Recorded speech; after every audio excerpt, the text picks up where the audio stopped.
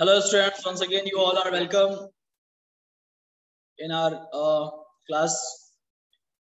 Today we are going to discuss about the classification of the colloids on the basis of type of particle of the dispersed phase, that is multimolecular, macromolecular or associated colloids. Okay, so here depending upon the type of particles of the dispersed phase, colloids को हम तीन category में divide करते हैं. मल्टीमॉलिक्यूलर collides वो collides हैं जिनके particle का एक्चुअल साइज तो छोटा होता है, मगर वो बहुत सारे मॉलिक्यूल्स या एटम्स आपस में कंबाइन होकर के कोलाइडल पार्टिकल रेंज में आ जाते हैं. Understood? Such particles are called मल्टीमॉलिक्यूलर.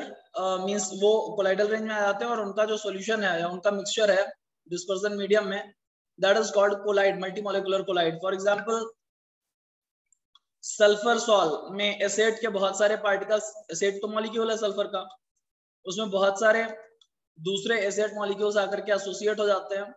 Fine thousands और more of acid sulphur molecules, जिसकी वजह से वो पार्टिकल कोलाइडल रेंज में आ जाता है, कोलाइडल पार्टिकल रेंज में, जिसका साइज डायमीटर अबव 1 नैनोमीटर है. We have already seen 10⁻⁹ से 10⁻⁶ मीटर के बीच में, यानी 1 नैनोमीटर से 1000 नैनोमीटर के बीच में. ओके, मल्टीमॉलिक्यूलर कोलाइड्स के बाद हम लोग बात करेंगे मैक्रोमॉलिक्यूलर कोलाइड्स. मैक्रोमॉलिक्यूलर कोलाइड्स, मैक्रो जैसे कि नेम ही बता रहा है, ये ऑलरेडी बहुत बड़े मॉलिक्यूल होते हैं, right.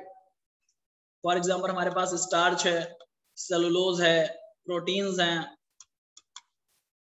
enzymes and those of macromolecule like polythene, rayon, polystyrene, synthetic rubber, etc. इनका जब आप डिस्पर्जन मीडियम में मिक्सिंग करते हैं तो आपको मैक्रोमोलिक्यूलर कोलाइड मिलते हैं. The colloidal solution thus formed can be termed as macromolecular colloid. Third and most important category is associated colloid, micelles. शायद यहीं पर हम लोगों ने अपना प्रीवियस लेक्चर छोड़ा था. एसोसिएटेड कोलाइड्स में क्या होता है कि ये आपस में एसोसिएट कर जाते हैं कुछ पर्टिकुलर कंडीशंस पे. सो फॉर एग्जांपल आपने क्लास 10th में सोप पढ़ा हुआ है, right. So there are some substances which at low temperature behave as normal strong electrolytes, but at higher concentration exhibit the colloidal behavior due to the formation of aggregates. The aggregate particles thus formed are called micelles. These are also known as associated colloids. The formation of micelles take place only above a particular temperature called Kraft temperature. Yesterday in the previous class also I have highlighted this temperature. Kraft temperature is the temperature above which below which the formation of micelle do not take place. And the critical micelle concentration, CMC, it is the concentration below which the formation of micelle does not take place. Yeah. Now, what is micelle? Mechanism of the micelle formation. Let me show you all. Although it is quite easy, but at initial stages you have to pay attention. Look, suppose this is the molecule of sodium stearate. C17 is 35 COONA. Right. This molecule consists of two parts. One, ionic part, a strong ionic part, and long covalent part. Being ionic, this part is hydrophilic in nature. Hydrophilic means water loving in nature. Yeah. And being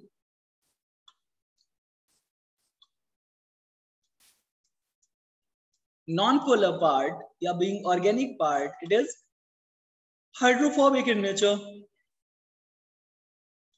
This tail region is hydrophobic.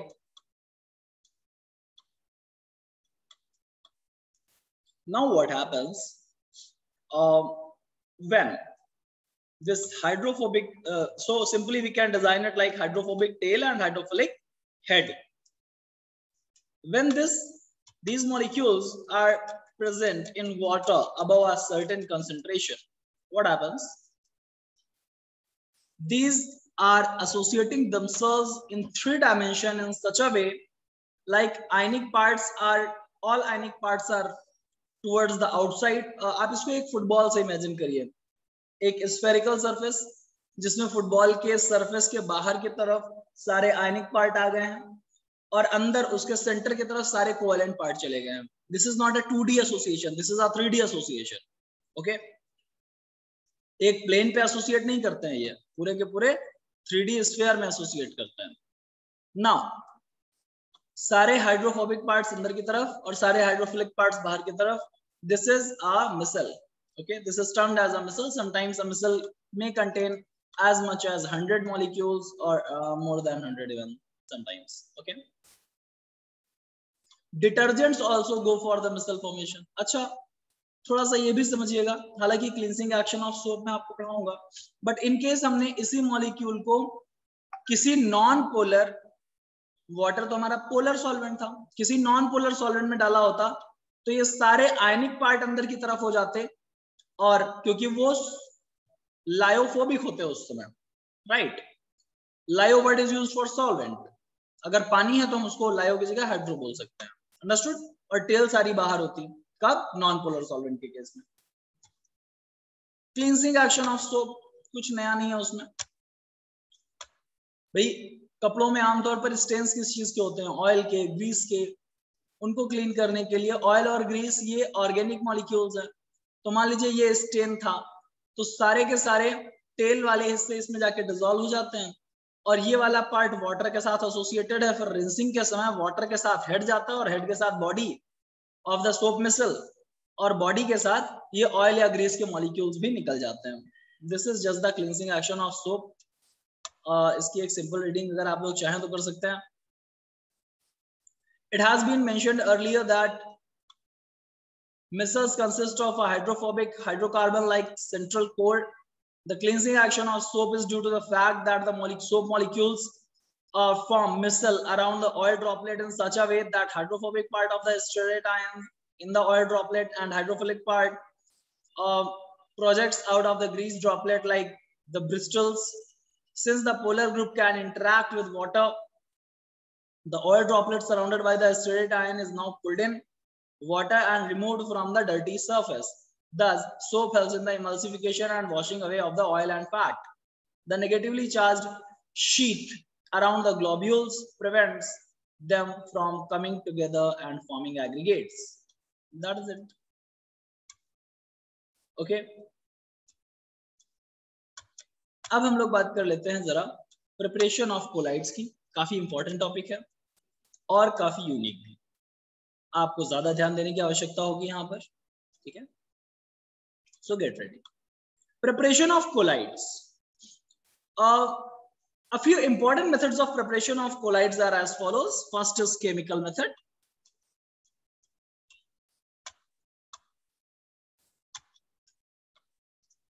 Colloidal solutions can be prepared by chemical reactions leading to the formation of molecules by double decomposition, या फिर oxidation reduction type की reaction, या फिर hydrolysis.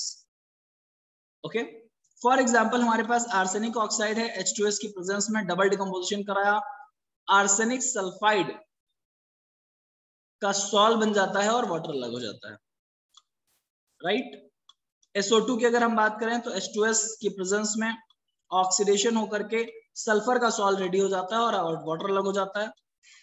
Gold chloride और Auric chloride की reaction अगर आप formaldehyde की प्रेजेंस में वाटर के साथ कराएं तो रिडक्शन होगा एंड गोल्ड का सॉल्व रेडी हो जाएगा, गोल्ड सॉल्व प्रिपेयर हो जाएगा, साथ में एसिड बनता है और मींस फॉर्मिक एसिड बनता है और हाइड्रोक्लोरिक एसिड रिलीज होता है. अगर आप नोटिस करें तो आयरन क्लोराइड की रिएक्शन वाटर के साथ होने पर हाइड्रोलिसिस होकर के आयरन हाइड्रोक्साइड का सॉल्व बनता है और हाइड्रोक्लोरिक एसिड अलग हो जाता है. These are few general chemical methods. Okay, chemical methods are not so difficult. आप लोग केमिस्ट्री के स्टूडेंट हैं तो आपके लिए ये चीजें आसान हो जाती हैं. You all are aware of these reactions, जैसे एक बार आपको लिखने की आवश्यकता है. बात करते हैं इलेक्ट्रिकल डिसइंटीग्रेशन और ब्रेडिग्स आर्क मेथड. काफी इंपॉर्टेंट है, ध्यान से सुनिएगा अदरवाइज समझ नहीं आएगा एक बार में. This process involves dispersion as well as condensation.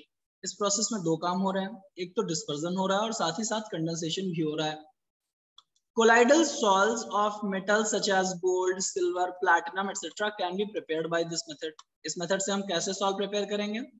Metallic salts, right, gold के, सिल्वर के, प्लैटिनम के, etc.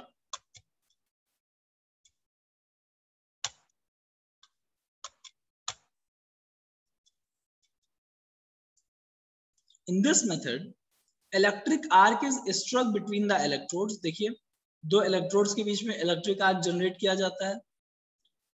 Electrodes of metal immersed in the dispersion medium, okay, electrodes dispersion medium में डूबे होते हैं और वो इलेक्ट्रोड्स उसी मटेरियल के होते हैं, उसी मेटल के होते हैं जिस मेटल का आपको सॉल्ट रेडी करना है।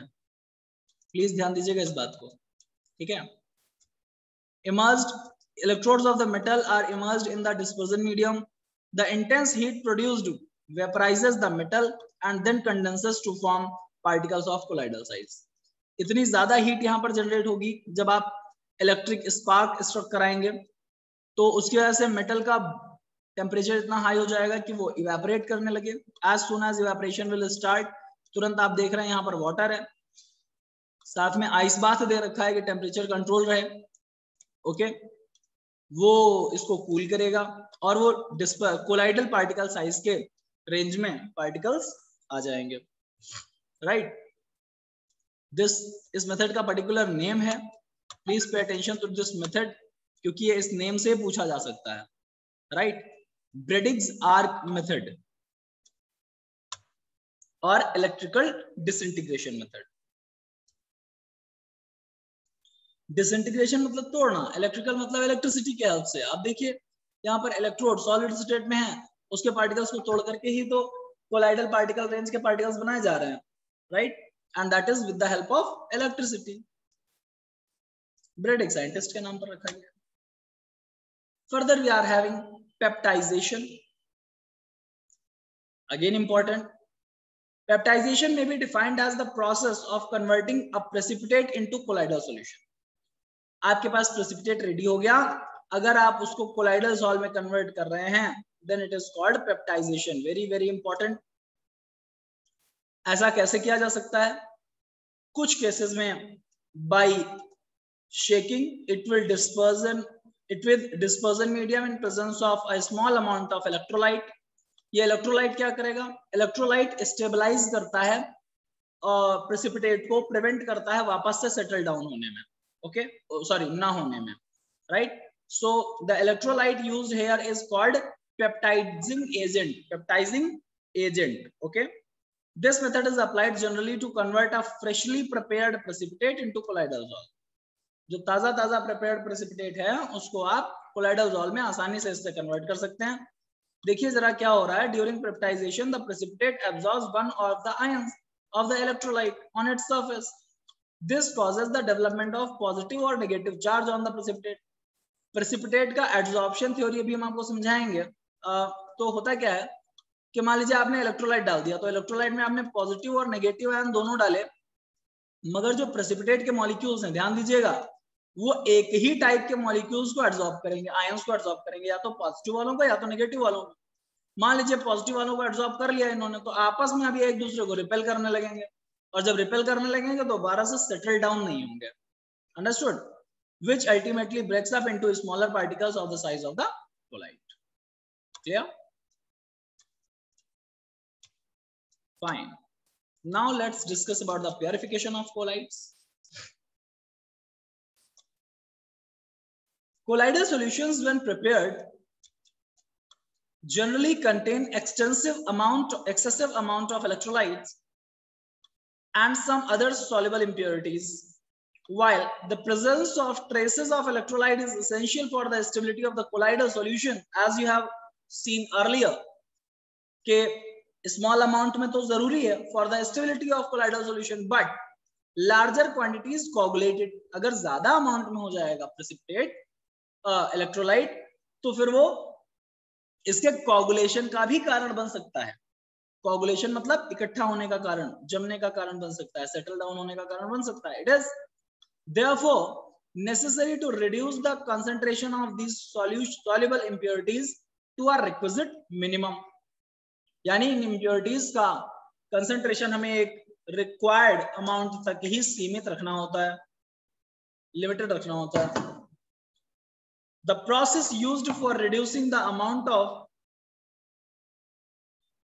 impurities to a requisite minimum in a colloidal solution are known as methods of purification.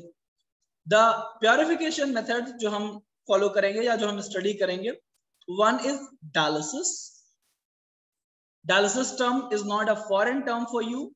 You all have studied, read, or at least you must have heard this term.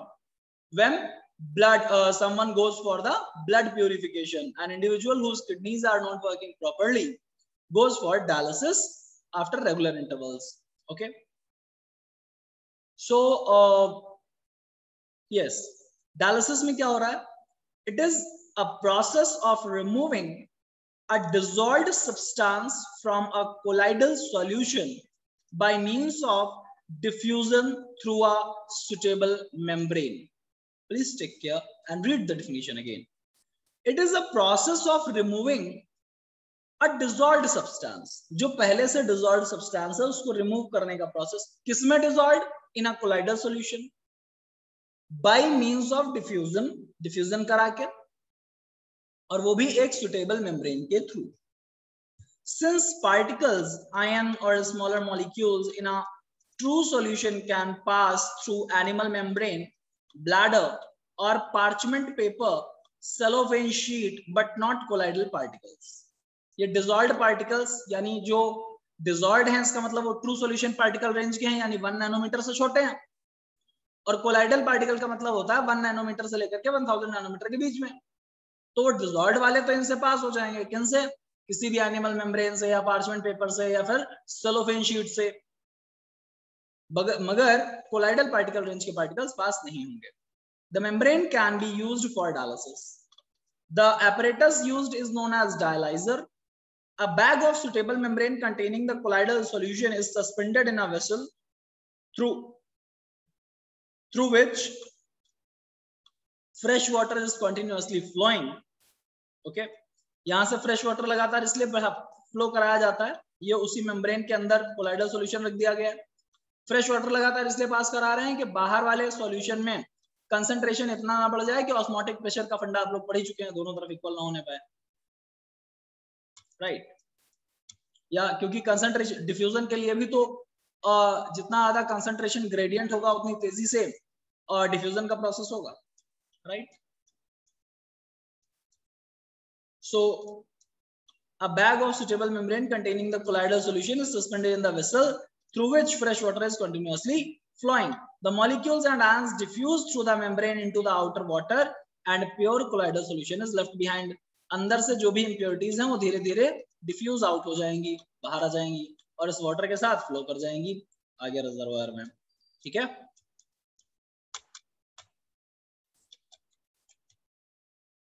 Another thing is electrodialysis.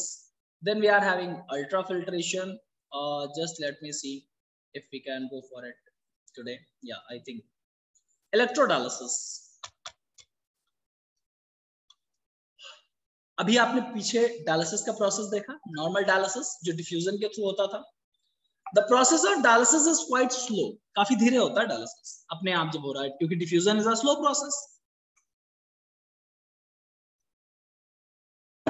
Right.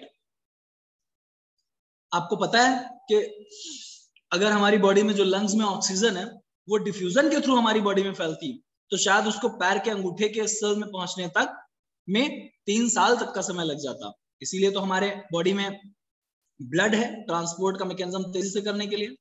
तो उसी तरीके से यहाँ पर हम dialysis के process को observe कर सकते हैं कि जब डिफ्यूजन के थ्रू हो रहा है, सेल्फ सस्टेन्ड प्रोसेस है, पैसिवली हो रहा है, तो फिर आप उस प्रोसेस से बहुत ज्यादा स्पीड की उम्मीद ना करें. Now what, it can be made faster by applying electrical field. अगर आपने इलेक्ट्रिक फील्ड लगा दिया, देखिए कैथोड लगा दिया, एनोड लगा दिया, anode with a positive charge, cathode with a negative charge, अब क्या होगा? जो डिसॉल्व्ड इंप्योरिटीज हैं वो इलेक्ट्रोलाइट्स ही तो हैं, एक्सेस ऑफ इलेक्ट्रोलाइट्स. तो पॉजिटिव वाले इधर की तरफ अट्रैक्ट होकर निकल जाएंगे और नेगेटिव वाले इधर की तरफ अट्रैक्ट होकर निकल जाएंगे. The process is named as electrolysis. The colloidal solution is placed in a bag of suitable membrane while pure water is taken outside. Electrodes are fitted in the compartment as shown in the figure. The ion present in the colloidal solution migrate out to the positively charged electrode. Depending upon the charge, मतलब जिधर भी उनका charge है उसके according वो migrate कर जाता है. ठीक है. Now let's move further. Ultrafiltration. Ultrafiltration term again I would like to say कि it is not a unique term for you.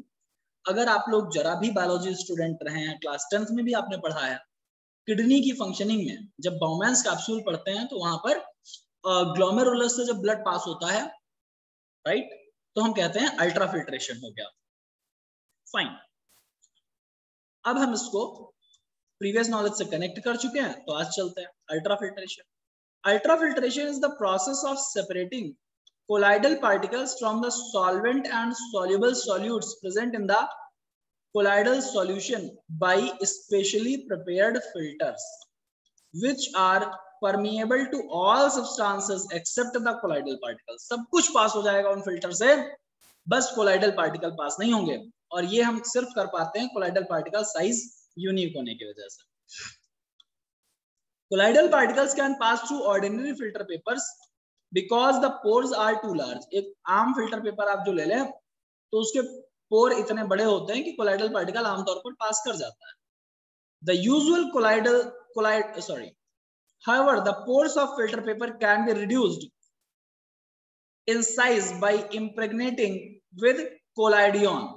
Collodion solution to stop the flow of colloidal particle. Collodion solution कोई एक ऐसा solution जो filter paper के pores का size छोटा कर दे. ठीक है. The usual collodion is 4% solution of nitrocellulose in a mixture of alcohol and ether. Alcohol या फिर ether में या दोनों में मिला करके nitrocellulose के solution को आप filter paper के ऊपर लगा दीजिए, तो ये एक collodion का काम करता है. अगर आप ये डेटा याद रख सकें कि हालांकि कोलाइडियन और भी पॉसिबल है, मगर ये एक नॉर्मल कोलाइडियन के बारे में बताया गया, 4% सॉल्यूशन ऑफ नाइट्रोसेलुलोज, वो भी ईथर या अल्कोहल में. ठीक है. And ultra filter paper may be prepared by soaking the filter paper in the collodion solution, hardening by formaldehyde. उसको आप थोड़ा सा हार्ड कर सकते हैं फॉर्मेल्डिहाइड की हेल्प से, एक बार फॉर्मेल्डिहाइड अप्लाई करके, and then finally drying it, फिर सुखा दीजिए उसे. Thus, by using ultrafilter paper, colloidal particles are separated from the rest of the material. और इसमें आप थोड़ा सा प्रेशर लगा सकते हैं, मगर अपने फिल्टर पेपर की क्षमता को देखते हुए. Ultrafiltration is a slow process. To speed up the process, pressure or suction is applied. ठीक है. सक्शन पंप्स होते हैं, आप वैक्यूम पंप की हेल्प से सक्शन प्रोड्यूस कर सकते हैं, मगर मैंने फिर कहा आपको फिल्टर पेपर की क्षमता को ध्यान में रखते हुए काम करना है. The colloidal particles left on ultrafilter paper are then stirred with the fresh dispersion medium. मतलब वहां पे dispersion medium के पार्टिकल भी चले जाते हैं, मगर colloidal particle सिर्फ बचे, फिर आप fresh dispersion medium के पार्टिकल में उसको दोबारा से colloid बना लीजिए, colloidal solution बना लीजिए to get the pure colloidal solution. This was the process of ultrafiltration. I hope आपको समझ में आ गया होगा. Students, properties of colloidal solution is an important topic जो हम लोगों को अभी डिस्कस करना बाकी है इस चैप्टर में. हालांकि इस चैप्टर के काफी वीडियोस प्रिपेयर हो चुके हैं, if I am not wrong तो ये 8वां वीडियो है, बट मुझे लगता है प्रॉपर्टीज हम लोग नेक्स्ट लेक्चर में करेंगे बिकॉज क्लास का टाइम ओवर हो रहा है. Fine. After properties of colloidal solution we are having coagulation of lyophobic. although it is quite a big chapter, तो हो सकता है इसमें 1-2 वीडियोस भी और बन जाएं, 1-2 लेक्चर और लेने पड़ जाएं, but we will definitely complete it, cover it line by line, term by term. Okay, thank you. Stay safe, stay healthy, keep learning, stay tuned.